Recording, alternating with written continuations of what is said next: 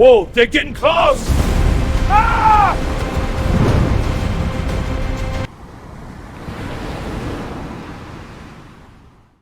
Written, directed and produced by Phil Volkan.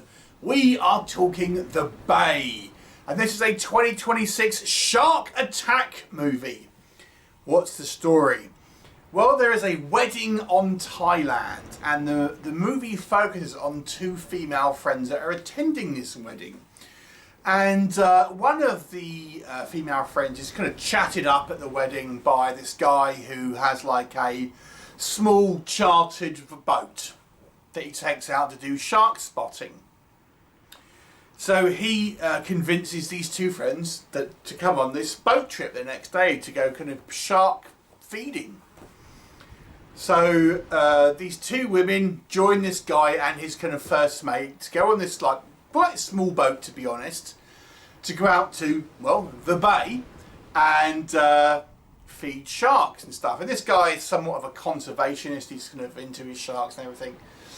But an accident leaves the boat damaged, and it's sort of woefully underprepared for an emergency, and the boat starts to sink, and they are surrounded by hungry tiger sharks because they've been chumming the waters. And now they are in a predicament where they have to try and get out with their lives. What will happen? You'll have to watch the movie and find out. So let's discuss. Yes, it's shark movie time again, folks.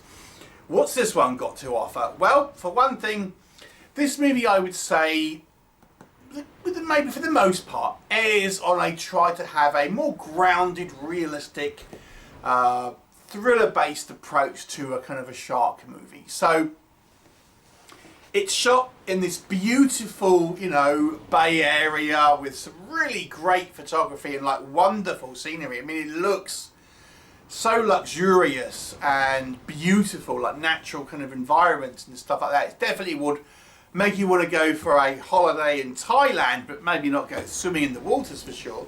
But it's wonderfully like a exotic landscape and stuff like that. So it looks beautiful.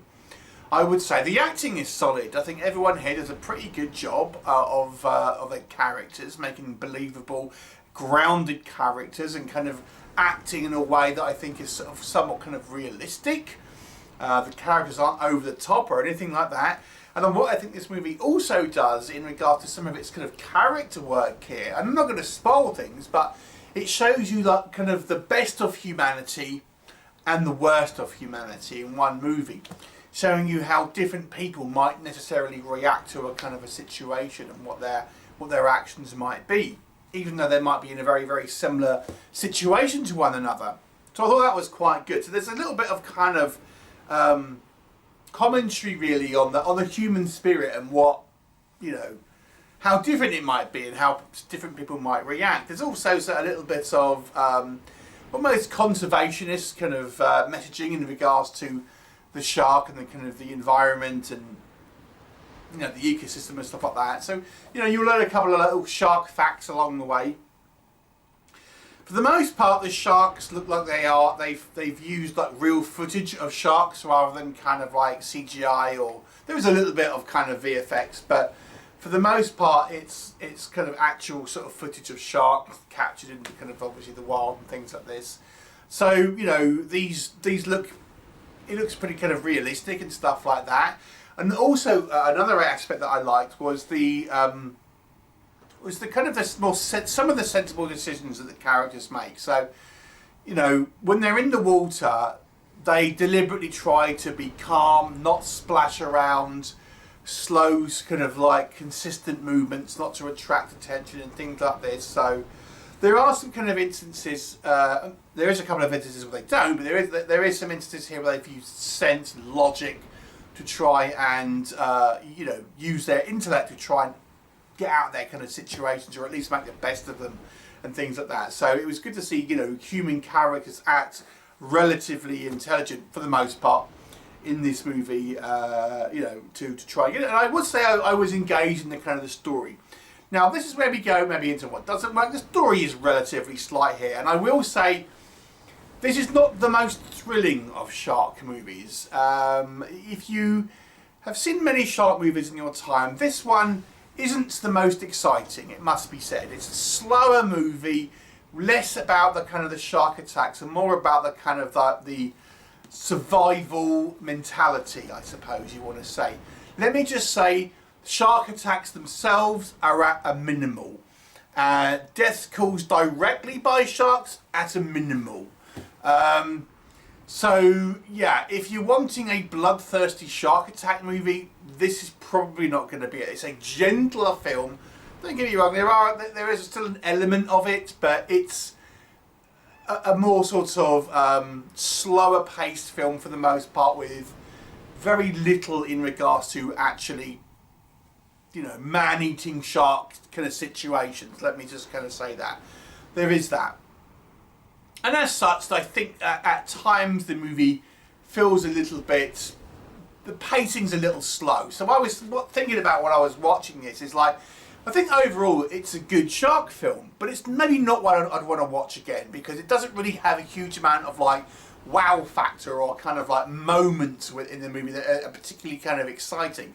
Like, it's a decent one-time watch, but it's not maybe a movie that I think would necessarily stick with you or be particularly kind of well remembered. Now, I mentioned about some of the kind of the sensible decisions and the sensible behaviour that our characters have, but there are also some elements here where, because the plot wants things to happen, that they make inexplicably dumb decisions, like mainly incorporating tools. Like, for example, they're in a situation where the boat is sinking, they have limited resources, but they don't secure things like an oar or a radio. They kind of they just let these things kind of float off without really making sure that these vital life-saving pieces of equipment are, you know, properly secured or being looked after, or someone's got hold of them or anything like that. Now, you could argue, oh, it's panic and stuff, you know, people are panicking, I get it. But this is a slower paced movie where it's less about kind of like panic, and all these sort of instances where stuff like that happens, generally speaking, are quieter moments. They're not necessarily panic-stricken moments. So again, it's just like, well, you know, maybe you could get away with it, but yeah, it seems a little like you would definitely be trying to look after these particular implements and things like this. When we do see our shark attacks, again, it's nothing particularly gratuitous. It's not something particularly bloody. There's one sort of obvious VFX shot, but I would say the most part are, you know, as I say, they've used like the natural photography. So overall, look, should you watch this movie? I think if you are a shark movie fan, it is a good one-time watch. That's kind of what I can say. It's an enjoyable, well-made, put-together film with decent acting and, you know, likeable characters. But it isn't the most thrilling. It's probably not one you'd want to watch again, and it's a little bit slow for some. It's a 6 out of 10 for me. What were your thoughts if you've seen it? Please let me know, and I shall look forward to seeing you next time. All hail the Geek Legion of Doom! Hail the Geek Legion! Of Doom! High five! Yeah!